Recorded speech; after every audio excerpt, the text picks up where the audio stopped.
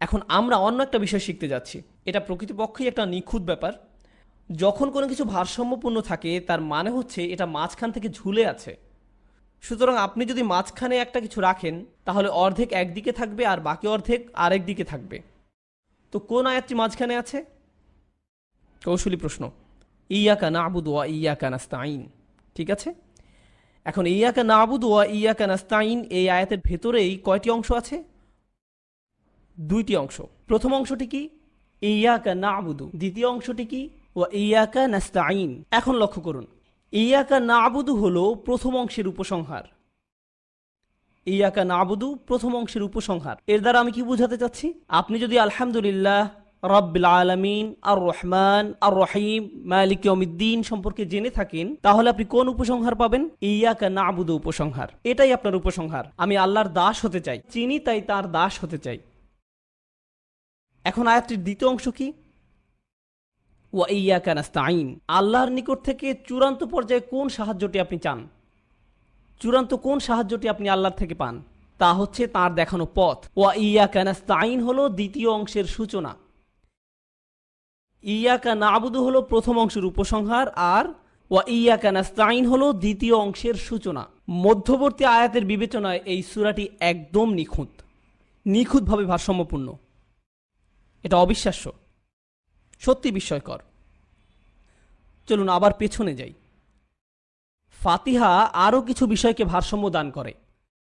আল্লাহর প্রতি আশা আসে আর রহমান রহিম থেকে।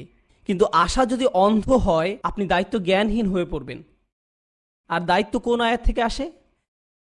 মালিক ইয়াউমিদ্দিন। আল্লাহ আশা এবং দায়িত্ব পালনকে আর রহমান রহিম এবং মালিক ইয়াউমিদ্দিনের মধ্যে ভারসাম্যপূর্ণ করে দিলেন। ঠিক আছে, আরও দুটো ভারসাম্যপূর্ণ বিষয় আছে।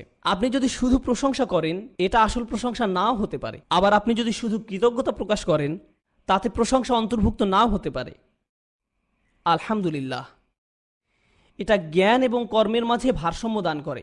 সিরাতাল মুস্তাকিম, শুধু জ্ঞান কিন্তু কোনো কর্ম নেই। আল মাগদুবি আলাইহিম, শুধু কর্ম আছে কিন্তু জ্ঞান নেই। আদ-দাল্লিন, এই সূরাটির সবকিছুই ভারসাম্যপূর্ণ। একদম শুরুর দিকে তাকান।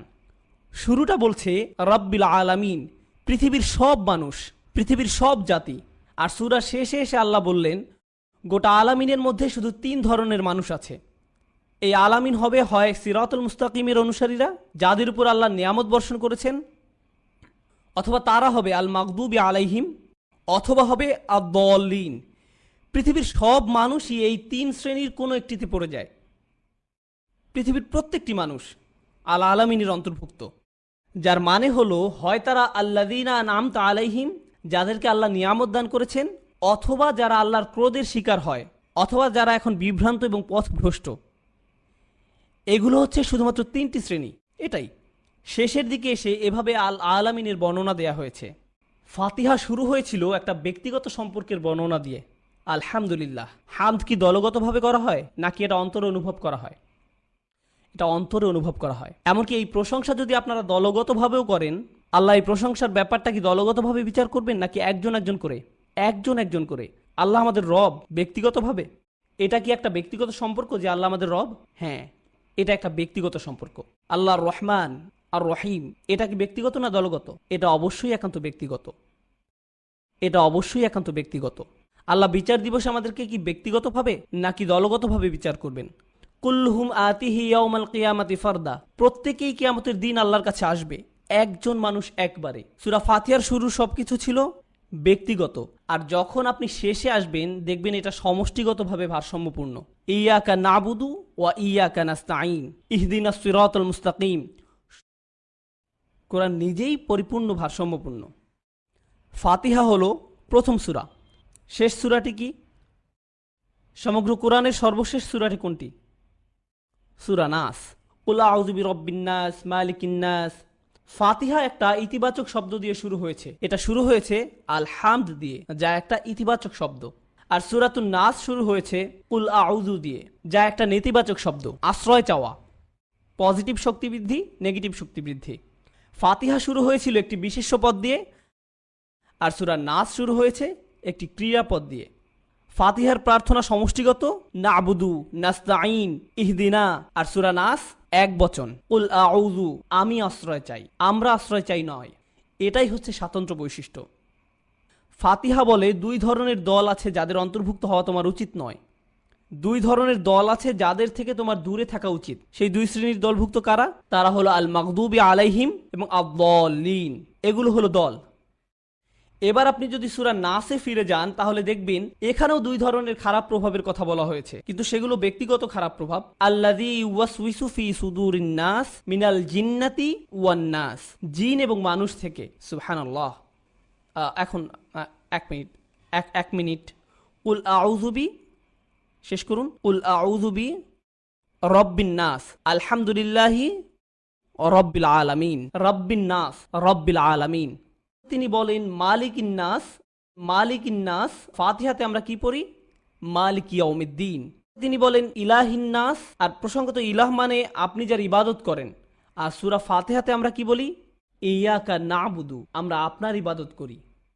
পুরো ব্যাপারটাই ভারসাম্যপূর্ণ। এটাই ফাতিহা, এটাই ফাতিহা। ইনশাআল্লাহ তাআলা ৯৭ নম্বর সূরা দিয়ে, এই সূরার নাম সূরাতুল কদর। এটা হলো শক্তির রাত, ভাগ্য নির্ধারণের রাত বা মহামূল্যবান রাত। কদরের অনেকগুলো সম্ভাব্য অনুবাদ রয়েছে। আজ রাত এই সূরা নিয়ে আলোচনা করার উপযুক্ত সময়, যেহেতু আমরা রমজানের শেষ 10 দিনে প্রবেশ করেছি। আমাদের ঐতিহ্যে এই রাত নিয়ে অসংখ্য অভিমত পাওয়া যায়। কেউ কেউ গণনা করে দেখেছেন 40-এর মতো অভিমত রয়েছে। আমার কাছে ব্যাপারটা মজার মনে হয়েছে, কারণ রাত হতে পারে সর্বোচ্চ 30টি, আর কোনটি সেই রাত তা নিয়ে মত রয়েছে 40টি। এ ব্যাপারে অন্যরা অভিমত গণনা করেছেন। ইমাম রাজি 9টি অভিমত গণনা করেছেন। কেউ কেউ এমনকি এই অভিমত ব্যক্ত করেছেন যে এটি 30তম রাত বা 29তম রাত অথবা 23তম, 21তম, 27তম রাত ইত্যাদি ইত্যাদি। কোনটি সেই রাত আজ আমি তা নিয়ে কথা বলতে যাচ্ছি না, কারণ এত সব অভিমত এবং প্রবণতা নিয়ে অধ্যয়ন করার পর সম্ভাব্য এই রাত নিয়ে আমার কাছে মনে হয়েছে যে এই রাত হলো শেষ 10 রাতের যে কোনো একটি। এটি সবচেয়ে গ্রহণযোগ্য অভিমত। আর এই রাতের ব্যাপারে আমার দৃষ্টিভঙ্গি হওয়া উচিত এরকম, প্রতি বছর এই রাতের তারিখ পরিবর্তিত হয়। যে কোনো একটি রাতকে নির্ধারণ করে নেবেন না, এটি একটি চলমান লক্ষ্য। সুতরাং প্রতি বছর এটি খুঁজে পেতে চেষ্টা করুন। এর সপক্ষে প্রমাণ হলো হাদিসে এই রাতের কিছু চিহ্ন বর্ণনা করা হয়েছে। এর থেকে কয়েকটি আমি আপনাদের সামনে আলোচনা করব। ওই রাতে কি খোঁজ করতে হবে তা কোনো কোনো হাদিসে বলা হয়েছে। যেমন সাহাবারা স্বপ্নে দেখেছেন, এমনকি আজকের দিনেও কোনো কোনো বিশ্বাসী স্বপ্ন দেখে বুঝতে পারেন কোনটি সেই রাত। এটা ইলহামের মতো একটা ব্যাপার। এটা এমন নয় যে স্বপ্নে দেখে তিনি সবার জন্য অনলাইনে ঘোষণা করে দিবেন। এটা মূলত তার নিজের জন্য। তিনি বুঝতে পারেন এটাই সেই রাত। অস্বাভাবিক এক প্রশান্তি, নিস্তব্ধতা তারা অনুভব করেন। সময় এলে আমি কিছু হাদিস বর্ণনা করব আপনাদের নিকট ইনশাআল্লাহ, সেই রাতের অনুভূতিটা কেমন হয় ইত্যাদি ইত্যাদি। কিন্তু এর থেকে আসলে 100% নিশ্চিত হতে পারবেন না।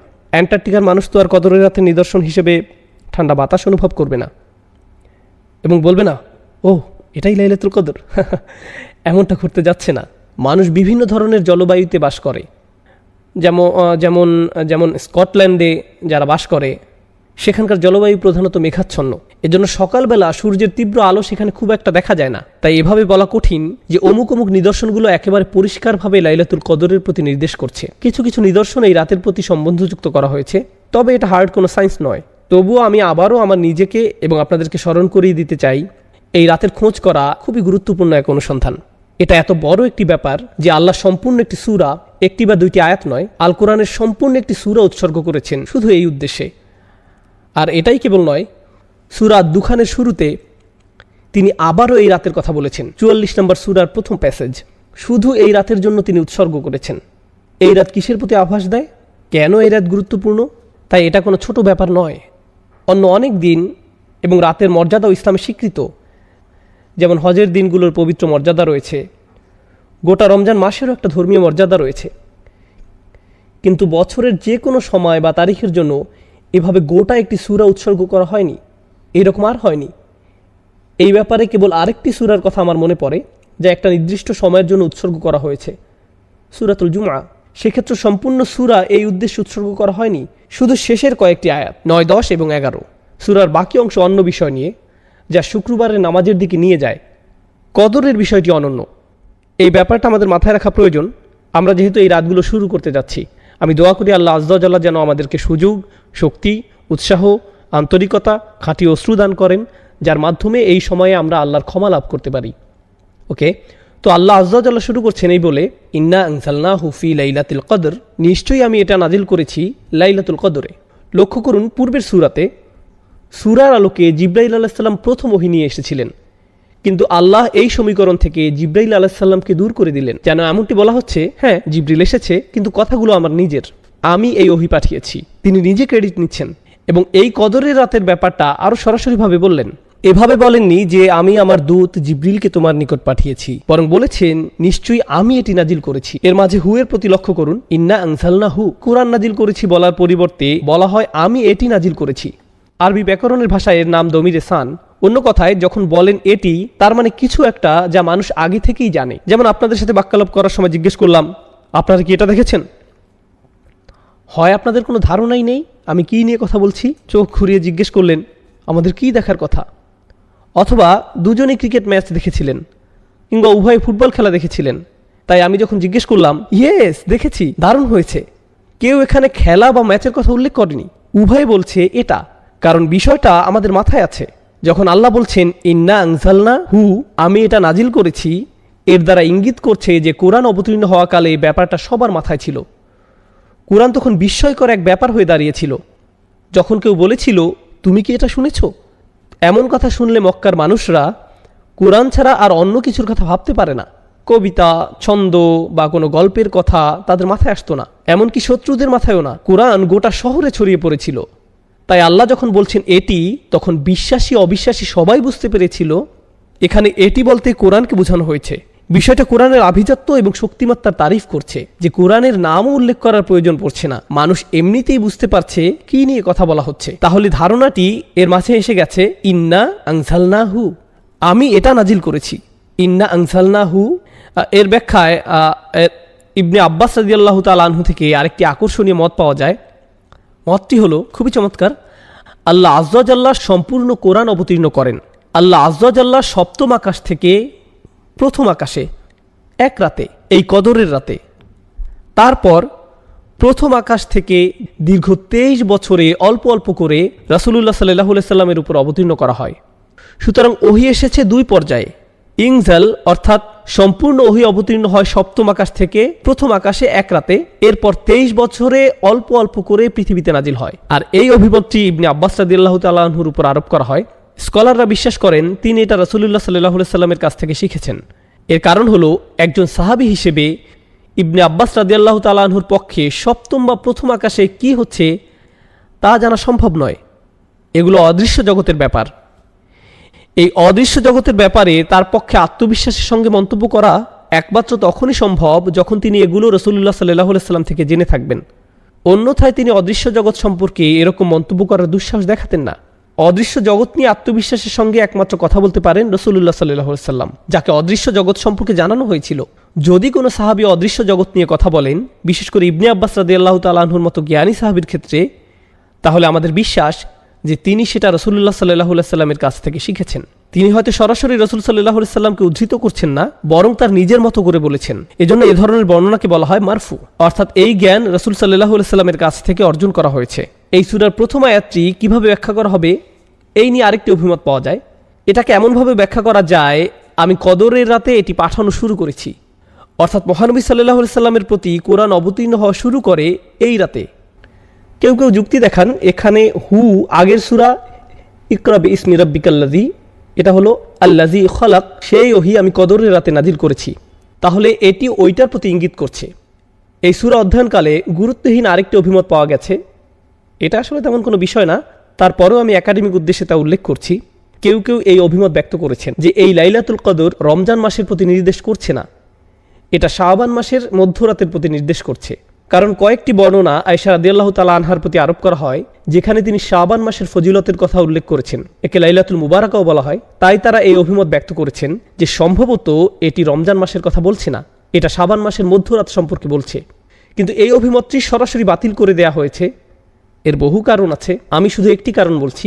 আল্লাহ সুস্পষ্টভাবে কোরআন সম্পর্কে বলেছেন শাহরু রমাদান আল্লাযী উনজিলা ফীহিল কুরআন, রমজান মাস, এই মাসেই কোরআন অবতীর্ণ করা হয়েছে।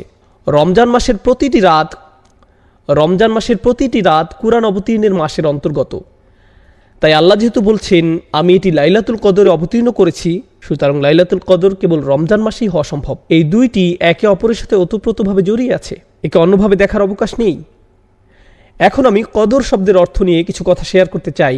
তিনভাবে কদর শব্দের ব্যাখ্যা করা যায় বা চিন্তা করা যায়। তিনভাবে কদর শব্দের ব্যাখ্যা করা যায়। এই বিশ্লেষণ আমাদেরকে সূরার কাঠামো এবং এর অর্থ বুঝতে সাহায্য করবে ইনশাআল্লাহ তাআলা। আরবিতে কদর শব্দের একটি অর্থ হলো নিরূপণ করা, কিয়াস করা, কোনো কিছুর সীমা নির্ধারণ করে দেয়া। তাকদীর বলতে কোনো কিছুর চৌহদ্দি ঠিক করে দেয়া বোঝায়। কুরআনের অন্যত্র এসেছে কদ্দারনাহু মানাজিলা, আমরা চাঁদের জন্য বিভিন্ন পর্যায় নিরূপণ করে দিয়েছি। সুতরাং একভাবে এটাকে ব্যাখ্যা করা হয়েছে এভাবে যে সূরা দুখানের সাথে মিলে যায়, একটু পরে সেটা নিয়ে আলোচনা করব। এই রাতে আল্লাহ বছরের বাকি সময়ের বড় বড় সিদ্ধান্তগুলো পাঠিয়ে থাকেন এবং সমস্ত ভালো সিদ্ধান্তগুলো, সব ভালো ভালো সিদ্ধান্তগুলো, বড় বড় সিদ্ধান্তগুলো পাঠিয়ে থাকেন। কে কি অর্জন করবে, কে কোন ধরনের সুখ সমৃদ্ধি লাভ করবে, কোন কোন বাচ্চা জন্মগ্রহণ করবে, কোন কোন বিবাহ সংঘটিত হবে, কোন কোন ভালো বা খারাপ ঘটনা ঘটবে, কে কে ইসলাম গ্রহণ করবে, কে শান্তিতে মারা যাবে, যাই হোক না কেন এই সমস্ত সিদ্ধান্তগুলো আল্লাহর সবই জানেন। কিন্তু ফেরেশতারা এই রাত থেকে এগুলোর বাস্তবায়ন শুরু করে।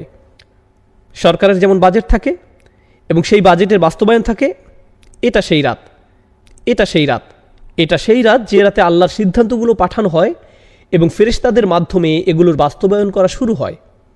এটা হলো লাইলাতুল কদরের একটি অর্থ। এর আলোকে আমি সূরাতুদ দুখান থেকে কয়েকটি আয়াত পড়ছি। হামিম ওয়াল কিতাবিল মুবিন, হামিম সুস্পষ্ট কিতাবের কসম, ইন্না আনসালনাহু ফি লাইলাতিন মুবারাকাহ, আমি একে অবতীর্ণ করেছি এক বরকতময় রাতে। এমন রাত যে রাতে কল্যাণের শুধু বৃদ্ধিই ঘটে, আপনার প্রত্যাশার চেয়েও বেশি কল্যাণের প্রকাশ ঘটতে থাকে। এই শব্দটি মাথায় রাখুন। মুবারাকা মানে এমন কিছু যাকে বহুগুণে বৃদ্ধি পাওয়ার ক্ষমতা দেয়া হয়েছে। মুবারাকের অর্থ এটাই, এমন কিছু যা বর্তমান থাকে এবং বহুগুণে বৃদ্ধি পায়। এই ধারণার কাছে আমরা আবার ফিরে আসবো সূরা কদর শিখতে থাকা অবস্থায়। এই বহুগুণে বৃদ্ধি পাওয়াটা দেখতে পাবো, আর সেটা হবে মুবারাকার তাফসির। কেন এই রাতে সওয়াব বহুগুণে বৃদ্ধি পায়? ইন্না কুন্না মুনজিরিন, নিশ্চয়ই আমি সতর্ককারী। ফিহা ইউফরাকু কুল্লু আমরিন হাকিম, সেই রাতে প্রত্যেক প্রজ্ঞাপূর্ণ সিদ্ধান্ত আলাদা করা হয় এবং বিতরণ করা হয়। আল্লাহ বলছেন এই রাত সিদ্ধান্ত নেয়ার রাত। কদর মানে ভাগ্য, সীমা এবং সে সিদ্ধান্তগুলো এখন আল্লাহ আজ্জা জাল্লা কর্তৃক জারি করা হয়েছে। আমরিন মিন ইনদিনা, আমার আদেশক্রমে। ইন্না কুন্না মুরসিলিন, আমি প্রেরণ করি। রহমাতাম মির রব্বিক ইন্নাহু হুয়া সামিউল আলিম, অর্থাৎ এই সমস্ত আদেশ আল্লাহর দয়া এবং ভালোবাসার বহিঃপ্রকাশ। এইগুলো আল্লাহর কাছ থেকে ভালোবাসাপূর্ণ আদেশ। এই রাতে যে সিদ্ধান্তগুলো আসে সেগুলো ধ্বংসের সিদ্ধান্ত নয়, দুর্যোগ বা এরকম কিছু নয়। সিদ্ধান্তগুলো আল্লাহর পক্ষ থেকে দয়া, ভালোবাসা এবং স্নেহের প্রকাশ। এই অংশটা গুরুত্বপূর্ণ। ইন্নাহু হুয়া সামিউল আলিম, তিনি সর্বশ্রোতা এবং সর্বজ্ঞানী। আপনার অন্তরে কি হচ্ছে, কি দোয়া করছেন, বিশেষ করে এই রাতে আল্লাহ তার সব কিছুই শুনছেন। সূরাতুদ দুখানের এই আয়াতগুলোতে তিনি এটাই বলছেন। আমাদের মনে এই সম্পর্কে কোনো দ্বিধা থাকা যাবে না। রব্বিস সামাওয়াতি ওয়াল আরদ ওয়া মা বাইনাহুমা ইন কুনতুম মুকিনিন, যিনি আসমানসমূহ, জমিন এবং এ দুয়ের মধ্যবর্তী সব কিছুর রব, যদি তোমরা দৃঢ় বিশ্বাস পোষণকারী হও। কদরের দ্বিতীয় অর্থ হলো মানাজিল বা শারাফ, আভিজাত্য, সম্মান। এই রাত্রি ব্যাপক সম্মানের। কেন? ব্যাপারটাকে এভাবে ভাবতে পারেন, সবচেয়ে সম্মানিত ফেরেশতা জিবরাইল আলাইহিস সালামের আগমন ঘটে এই রাতে। তিনি আল্লাহর সবচেয়ে সম্মানিত বই কুরআন নিয়ে আগমন করেছিলেন, আর তিনি সবচেয়ে সম্মানিত রাসূলকে এটি প্রদান করেন সবচেয়ে সম্মানিত রাতে। অতএব এই সবগুলো সম্মান এবং গৌরব এসে একত্রিত হয় লাইলাতুল কদরে।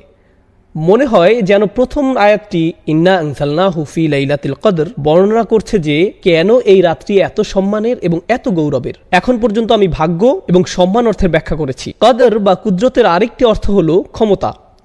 সুতরাং এই রাতে আমাদের আল্লাহর ক্ষমতার উপর পরিপূর্ণ বিশ্বাস থাকা উচিত যে তিনি সব কিছু পরিবর্তনের ক্ষমতা রাখেন। আমাদের ভাগ্য পরিবর্তনের ক্ষমতা রাখেন, আমাদের আচরণ পরিবর্তনের ক্ষমতা রাখেন, বিভিন্ন কার্যাবলী সম্পাদনের ক্ষমতা দান করেন। কারণ এই রাতকে আল্লাহ বরকতময় করেছেন অস্বাভাবিক শক্তি দিয়ে। এই রাতটি আল্লাহর অলৌকিক ক্ষমতা প্রকাশের রাত। মানব জাতিকে শুরু থেকে বিস্ময়কর সকল মিরাকল প্রদান করার পর আল কোরআন প্রদান করা হয় এই রাতে, আল্লাহর সবচেয়ে শক্তিশালী কালাম। তাই আমাদের আরো বিশ্বাস থাকা উচিত আল্লাহ যে অলৌকিকভাবে আমাদের দোয়ার জবাব প্রদান করেন অন্য যে কোনো রাতের চেয়ে। আরো একটি বিরল অভিমত আমি পেয়েছি, খুবই ইন্টারেস্টিং, আর তা হলো কদর দ্বারা ভিড় করা বোঝায় বা কোনো কিছু যখন সংকুচিত হয়ে পড়ে। এই অর্থটা আমরা সূরাতুল ফজরেও দেখেছি, ওয়া আম্মা ইযা মাবতালাহু ফাকাদার আলাইহি রিজকাহ, এবং যখন তাকে পরীক্ষা করা হয় অতঃপর রিজিক সংকুচিত করে দেন। এখানে কদ এর পরিবর্তে কদর ব্যবহার করা হয়েছে। তাই কেউ কেউ বলছেন এই রাতে এত বেশি ফেরেশতার আগমন ঘটে যে এ ব্যাপারে একটা হাদিসও আছে, কিভাবে ফেরেশতারা পৃথিবীর মোট বালুকণার চেয়েও বেশি পরিমাণে এই রাতে অবতরণ করেন। এখান থেকে ইঙ্গিত পাওয়া যায় অন্য কোনো কারণে এই ফেরেশতারা পৃথিবীতে নামেন না। পৃথিবীতে অনেক ফেরেশতা এমনিতে আছেন, কিন্তু এই রাতে তিনি অনেক বেশি ফেরেশতা পাঠিয়ে থাকেন যাদের আসলে আকাশে থাকার কথা। এই পৃথিবীতে তারা আগমন করেন শুধু এই রাতের জন্য। তিনি সারা পৃথিবী জুড়ে এত বেশি পরিমাণে ফেরেশতা পাঠান যে ফেরেশতাদের ভিড় জমে যায়, শয়তানি শক্তির জন্য কোনো জায়গা আর অবশিষ্ট থাকে না। আমি যে 4টি অর্থ আপনাদের নিকট উপস্থাপন করলাম এর মধ্যে অবশ্যই সবচেয়ে বেশিবার উল্লেখিত অর্থটি সূরাতুদ দুখানের আলোকে। তা হলো এই রাতটি ভাগ্য নির্ধারণের রাত। এই রাতে বছরের অবশিষ্ট সময়ে কি কি হবে তার সিদ্ধান্তগুলো নেওয়া হয়। এখন মানবজাতির জন্য আল্লাহর সবচেয়ে মহান সিদ্ধান্ত, যা ছিল সর্বশেষ কিতাব নাজিল, সেটাও এই রাতের অংশ। এখন ফায়াম্বাগি আন তুআদ্দা লাইলাতুল কদরে ঈদা নুজুলিল কুরআন। এখন এ ব্যাপারে সাধারণ বিষয়, যাক্কিরহুম বি আইয়ামিল্লাহ, মানুষকে আল্লাহর দিনসমূহ স্মরণ করিয়ে দিন। আল্লাহর দিনগুলোর মাঝে এই ক্ষেত্রে রাত সবচেয়ে মূল্যবান রাত হলো কোরআনের রাত, অর্থাৎ লাইলাতুল কদর। তিনি বলেন এটা মূলত মুফাসসির ইবনুল আশুর বলেন এই রাতকে কোরআনের ঈদ হিসেবে মনে করা উচিত, যেন এটা কোরআনের বর্ষপূর্তি যা আমরা এই রাতে উদযাপন করছি। এখন ওমা আদরাকা মা লাইলাতুল কদর, শবে কদর সম্বন্ধে আপনি কি জানেন? ক্ষমতা প্রদর্শনের রাত, ভাগ্যের রাত, সিদ্ধান্ত গ্রহণের রাত। এই রাতটি সম্পর্কে আপনি কি জানেন? কোন বিষয়টি এই রাতের মূল্য বুঝতে সাহায্য করবে? এই প্রশ্ন করার মাধ্যমে আল্লাহ বলছেন আমি এখন আপনাকে বলতে যাচ্ছি লাইলাতুল কদরের প্রধান কোন বিষয়টি আপনার জেনে রাখা উচিত, যে মূল ব্যাপারটি আপনার আত্মস্থ করা দরকার, যেন তোমরা এই রাতের মূল্য দিতে পারো, যেন এমন কারো মতো না হয়ে পড়ো যে এই রাতের সুযোগ কাজে লাগায় না। আলোচনা চালিয়ে যাওয়ার পূর্বে একটা কথা বলতে চাই, কোনটি সেই রাত আমরা সেটা জানি না। এর পিছনে কিছু বিজ্ঞতা আপনাদের সাথে শেয়ার করতে চাই, যা বিশেষ করে ইমাম রাজি এবং অন্যান্যরা বলেছেন। আল্লাহ কেন আমাদেরকে রাত্রি নির্দিষ্ট করে জানালেন না? এমন একটি বর্ণনাও আছে যে রাসূল সাল্লাল্লাহু আলাইহি সাল্লাম রাত্রির কথা মনে করলেন, কিন্তু এরপর তাকে ভুলিয়ে দেওয়া হয়। ইমাম রাজি ব্যাপারটাকে রাসূল সাল্লাল্লাহু আলাইহি সাল্লামের জীবনের আরেকটি ঘটনার সাথে তুলনা করেন। এক ব্যক্তি ঘুমাচ্ছিল, রাসূল সাল্লাল্লাহু আলাইহি সাল্লাম আলী রাদিয়াল্লাহু তাআলা আনহুকে বললেন লোকটিকে নামাজ পড়ার জন্য জাগিয়ে দিতে। তো আলী রাদিয়াল্লাহু তাআলা আনহু লোকটির কাছে গিয়ে তাকে নামাজের জন্য জাগিয়ে দিলেন। আলী তখন জিজ্ঞেস করলেন, সাধারণত আপনি নিজেই এই ধরনের কাজ করতে পছন্দ করেন, আপনি আমাকে কেন করতে বললেন? আমি সব সময় দেখেছি ভালো কাজ করার কোনো সুযোগ দেখলে অন্য কাউকে বলার পূর্বে আপনি নিজেই তা করেন। আমি কৌতূহলী, আপনি এই কাজ কেন আমাকে দিয়ে করালেন? তখন তিনি বললেন, যদি আমি তাকে জাগাতাম আর সে অলসতা প্রদর্শন করত, সে আমার কথা না শুনে আমাকে ঘুমের ঘরে সরিয়ে দিত, তখন সেটা কুফরি হয়ে যেত। সে যদি তোমার প্রতি বিরক্তি প্রকাশ করত, তাহলে প্রমাণ হতো সে শুধু অলস। সে যদি আমার কথা না শুনতো, তাহলে সেটা অনেক বড় একটা ব্যাপার হতো। ও আলামু আন্না ফীকুম রাসূলুল্লাহ, এই ব্যাপারটা মাথায় রেখে চিন্তা করুন, আমরা যদি জানতাম আজ লাইলাতুল কদর কিন্তু আমরা মিস করলাম, তখন এটা হবে বিশাল এক অপরাধ। গোটা একটা সূরা নাজিল হবার পর যে এই রাতের মর্যাদা কত বেশি, কিন্তু ইমানদার ব্যক্তি যদি এমন করে ধুর আজ ভালো লাগছে না, তখন সেটা হতো ভয়ঙ্কর এক অপরাধ। কারণ এই রাতের মর্যাদা যেমন বিশাল, তেমনি একে ভুলে যাওয়া বিশাল অপরাধ। এটা আসলে আল্লাহর দয়া যে তিনি সেই দরজা উন্মুক্ত করেননি, তিনি বলেননি এটা হলো সেই রাত, আর কোনো সমস্যা নেই। আল্লাহ আমাদেরকে তাদের অন্তর্ভুক্ত করুন যারা বিনয়ের সাথে এই রাতের অনুসন্ধান করে এবং খুঁজে পায়। যাই হোক, এখন লাইলাতুল কদরের প্রথম উপকারিতা, লাইলাতুল কদরি খায়রুম মিন আলফি শাহর। শবে কদর হলো 1000 মাস অপেক্ষা শ্রেষ্ঠ। কেউ কেউ এই 1000 মাসকে আক্ষরিক অর্থেই নিয়েছেন এবং গণনা করে বের করেছেন 1000 মাস সমান সমান 83 বছর 4 মাস। সুতরাং আজকে যদি শবে কদর হয় আর আপনি ফজরের নামাজ আদায় করেন, তাহলে আপনি 83 বছরের জন্য ছুটি নিতে পারেন। না, এমনটা নয়। এই আয়াতের অর্থ এটা নয়। আরেকটি ব্যাপার যেটা লক্ষণীয়, আল্লাহ তাআলা বিভিন্ন পরিমাপে সময়ের উল্লেখ করেন, যেমন হাজার বছর, আলফা সানাতিন, কখনো যোগ করেন মিম্মা তাউদ্দুন, তোমাদের গণনার হিসেবে। অন্য কথায় এই আয়াতে এই অর্থটাও এখানে সুপ্ত আছে যে তোমাদের গণনার হিসেবে 1000 মাস থেকেও এই রাত উত্তম। 80 বছরের কিছু বেশি মূলত একজন স্বাভাবিক মানুষের আয়ুষ্কাল। সুতরাং আল্লাহ বলছেন যে তোমাদের গণনার হিসেবে এই রাতটি গোটা একটি জীবনকালের চেয়ে উত্তম। এই রাতটি কাজে লাগাও, তাহলে তুমি গোটা একটি জীবনকাল কাজে লাগালে। সুবহানাল্লাহ। আমরা এখানে বাৎসরিক এই বছর থেকে পরের বছর পর্যন্ত সিদ্ধান্তগুলো নিয়ে ভাবছি, আর আল্লাহ আজ্জা জাল্লাহ যেন বলছেন, হ্যাঁ, এই রাত্রি এতটাই অভিজাত এবং শক্তিশালী যে এই রাত্রি তোমাদের বাকি জিন্দেগির গতিপথ ঠিক করে দিতে পারে। লাইলাতুল কদরি খায়রুম মিন আলফি শাহর। এটা শুধু এমন না, আপনার 1 রাকাত নামাজ 1000 মাস 1 রাকাত নামাজ পড়ার সমান। একবার জিকির করা এভাবে 1000 মাস জিকির করার সমান। যদিও এই ব্যাপারটা খুবই চমৎকার, এই আয়াত আরও যে ব্যাপক অর্থ প্রকাশ করে তা হলো এই একটি রাত একটি সম্পূর্ণ জীবনকাল থেকেও শ্রেষ্ঠ। তাই আন্তরিকভাবে আমাদেরকে এই রাত ইবাদতে কাটাতে হবে, যেন আমরা নিজেদের মধ্যে ইতিবাচক পরিবর্তন নিয়ে আসতে পারি, এবং আশা করব যে আমাদের বাকি জীবন আল্লাহর রহমতে আশীর্বাদ পুষ্ট হয়ে উঠবে। এটা কদরের প্রথম মূল্য। প্রসঙ্গত, আরবিতে কদরের একটি অর্থ হলো মূল্য। এটা দামি রাত। তাই লাইলাতুল কদরি খায়রুম মিন আলফি শাহর বলার মাধ্যমে প্রথম প্রশ্নের জবাব দেয়া হলো, এই রাতের মূল্য কি? এটা যদি দামি রাত হয় তাহলে এর দাম কত? 1000 মাসের চেয়েও বেশি। প্রসঙ্গত, খায়রুম মিন তিনি বলেননি কত গুণ বেশি। এটা কি 1000 মাসের চেয়ে 1000 গুণ বেশি উত্তম? তিনি এখানে সংখ্যা নির্ধারণ করে দেননি, বলেছেন এটা 1000 মাসের চেয়েও উত্তম, অর্থাৎ 1000 মাস শুধু আপনার গণনায়, এর সীমা আরও বেশি। যদি বলা হতো লাইলাতুল কদরি মিসলু আলফি শাহর, কদরের রাত 1000 মাসের মতো, কিন্তু বলা হয়েছে 1000 মাসের চেয়ে উত্তম, তাহলে কদরের একটি মানে হলো মূল্য, আর এর মূল্য বলে দেওয়ার মাধ্যমে এর জবাব দেয়া হলো এটা 1000 মাসের চেয়ে উত্তম। কদরের আরেকটি অর্থ হলো ডিক্রি বা আল্লাহর আদেশ, যা সব কিছুর জন্য আসে। তাই পরবর্তী আয়াতে কদরের অন্য এই অর্থটি নিয়ে কথা বলা হয়েছে, তানাজ্জালুল মালাইকাতু ওয়ার রূহ ফিহা বিইজনি রাব্বিহিম মিন কুল্লি আমরিন। সে রাতে ফেরেশতা ও রূহ তাদের রবের অনুমতি ক্রমে, বাইবেলে যাকে হোলি স্পিরিট বলা হয়েছে, কোরআন তাকে অভিহিত করে রূহ নামে, মানে জিব্রাইল আলাইহিস সালাম। তাহলে ফেরেশতারা অবতরণ করেন, সাথে স্পেশাল গেস্ট জিব্রাইল আলাইহিস সালাম, ওহী নাজিলের আসল স্টার। সকল ফেরেশতাদের মধ্যে যিনি শুরুতে কোরআন নিয়ে এসেছিলেন, সেই মহান ফেরেশতা নিজেই আবার কোরআন বার্ষিকী উদযাপন উপলক্ষে পৃথিবীতে অবতরণ করেন। একবার চিন্তা করে দেখুন, আমরা কি নিয়ে কথা বলছি? মুতাঈন সাম্মা আমিন, সবার মান্যবর, সেখানকার বিশ্বাসভাজন। শুধু তিনি নন, তার অরিজিনাল টিম যারা কোরআন নাজিলের সময় দলে দলে নেমে আসতেন, তারা সবাই কদরের রাতে পৃথিবীতে অবতরণ করেন।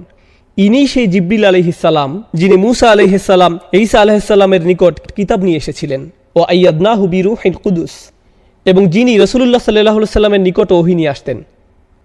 আজকে তিনি আমাদের মাঝে, তার সকল অনুসারীরাও এবং অন্য সব ফেরেশতারা, তারা বিভিন্ন ডিপার্টমেন্টে কাজ করে। প্রথম আকাশে যেমন ফেরেশতারা আছেন, দ্বিতীয় আকাশে আছেন, তৃতীয় আকাশে আছেন, এভাবে সব আকাশে আছেন। ফেরেশতাদেরকে বিভিন্ন কাজের জন্য নিয়োগ করা হয়। যেমন 2 জন আমাদের গার্ড দিয়ে থাকেন, 2 জন আমাদের কর্মের হিসাব রাখেন, ফেরেশতারা আরশের চারপাশে ইস্তেগফাররত থাকে, ফেরেশতারা বিভিন্ন রকমের কাজ করেন। কদরের রাতে সব ফেরেশতাদের তাদের নিজস্ব কাজ থেকে মুক্তি দিয়ে দুনিয়াতে পাঠানো হয়। এমনকি জিব্রাইল আলাইহিস সালাম অবতরণ করেন ইনদা সিদরাতিল মুনতাহা, সিদরাতিল মুনতাহার নিকট থেকে, যেখানে তার মাকাম, যেখানে তিনি আমিন, তিনি সেখান থেকে এই রাতের জন্য অবতরণ করেন। তো তিনি বলছেন সবাই অবতরণ করেন বিইজনি রাব্বিহিম, তাদের প্রভুর অনুমতি ক্রমে। এই ব্যাপারটা বোঝা গুরুত্বপূর্ণ। ফেরেশতাদের নিজস্ব দায়িত্ব রয়েছে, আল্লাহ তাদেরকে তাদের কাজ থেকে মুক্তি দিয়ে এই রাতের জন্য প্রেরণ করেন। এই জন্য বিইজনি রাব্বিহিম এখানে গুরুত্বপূর্ণ। তিনি বলেন মিন কুল্লি আমর, আল্লাহর আদেশে তারা আসেন সকল বিষয় নিয়ে, সকল সিদ্ধান্ত নিয়ে। তার মানে এটা যদি স্বাস্থ্য সংক্রান্ত ব্যাপার হয়, ব্যক্তিগত কোনো ব্যাপার হয়, পারিবারিক ইস্যু, যুদ্ধ সংক্রান্ত ব্যাপার, আধ্যাত্মিক ব্যাপার, শারীরিক ব্যাপার, অর্থনৈতিক ব্যাপার, যে ব্যাপারই হোক না কেন, আল্লাহর আদেশে তারা সব ধরনের ব্যাপার সমাধান করতে আসেন এবং মানুষকে সব ইস্যুতে সাহায্য করেন। আল্লাহর কদরের ঘোষণা দিয়ে, আল্লাহর রাজকীয় আদেশের ঘোষণা দিয়ে এই রাতে তাদের জন্য যারা এর সন্ধান করে। তাহলে ফেরেশতারা আমাদের চারপাশে ভেসে বেড়ান, আমাদের সকল স্থান প্লাবিত করে ফেলেন। তারা আমাদেরকে তাই দিতে প্রস্তুত যা আল্লাহ আমাদের জন্য লিখে রেখেছেন। এটাই হলো তানাজ্জালুল মালাইকাতু ওয়ার রূহ ফিহা বিইজনি রাব্বিহিম মিন কুল্লি আমরিন। প্রসঙ্গত, এই আয়াতের বর্তমান কাল নির্দেশ করে এমনটা যে শুধু প্রথমবার হয়েছিল তা নয়, অর্থাৎ যেবার কুরআন নাজিল হয়েছিল এমনটি ঘটতেই থাকে। কারণ এই প্রশ্নটি বিভিন্ন তাফসীরে উত্থাপন করা হয়েছিল, লাইলাতুল কদর কি শুধু একবারের জন্য, নাকি এটি প্রতি বছর ঘটবে? প্রতি বছর কি এভাবে ফেরেশতারা অবতরণ করবে? আল্লাহ এখানে বলেননি ফেরেশতারা অবতরণ করেছিল, বরং তিনি বলেছেন তারা অবতরণ করে, মানে এটি একটি চলমান প্রক্রিয়া। আল্লাহ এই উপহারটি মানবজাতিকে প্রতি বছর প্রদান করেন। So ومعنى بإذن ربهم أن هذا التنزيل كرامة أكرم الله بها المسلمين بأن أنزل لهم في تلك الليلة جماعات من الملائكة وفيهم أشرفهم. দলে দলে ফেরেশতারা অবতরণ করেন, এটি মুসলমানদের প্রতি আল্লাহর একটি উপহার। কথা বলছিলাম বিইذن রব্বিহিম মিন কুল্লি আমর নিয়ে। কিছু কিছু তাফসীরকারক আরও বলেছেন তারা আল্লাহর আদেশের হেফাজত করে। আল্লাহ তার নির্দেশ জারি করেছেন, এখন ফেরেশতারা নিশ্চিত করবেন যে এই নির্দেশগুলো বাস্তবায়িত হয়েছে।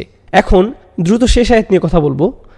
আমরা এই আয়াত প্রবেশ করার পর দেখব আল্লাহ আযজা ওয়া জাল্লা কদরের আরেকটি অর্থ এখানে প্রদান করেছেন, সীমা নির্ধারণ করা। কদ জাআলাল্লাহু লিকুল্লি শাইইন কদরা, আল্লাহ সব কিছুর জন্য একটি পরিমাণ স্থির করে রেখেছেন। যদি খেয়াল করেন তাহলে দেখবেন প্রথম উত্তর ছিল লাইলাতুল কদরের মূল্য নিয়ে, দ্বিতীয় উত্তর ছিল লাইলাতুল কদরের আদেশ জারি নিয়ে, তৃতীয় উত্তর হলো লাইলাতুল কদরের সীমা নিয়ে। সীমা মানে এই রাত কতক্ষণ পর্যন্ত থাকে, এটাও কদরের আরেকটি অর্থ। আমাকে এমনকি আপনাদের নিকট এই সূরার গঠন বিন্যাস উপস্থাপন করতে হবে না। এই প্রশ্ন করার পর প্রতিটি আয়াত কদর সম্পর্কে, ইন্না আনজালনাহু ফি লাইলাতুল কদর ওয়া মা আদরাকা মা লাইলাতুল কদর, প্রতিটি আয়াত অনন্য কিছু তথ্য দিচ্ছে। আবার বলছি, একটি আয়াতের মূল্য নিয়ে যা হাজার মাসের চেয়ে উত্তম, একটি আয়াত ভাগ্য নির্ধারণ নিয়ে, এটাও কদরের অর্থ, আরেকটি আয়াত সীমা নিয়ে।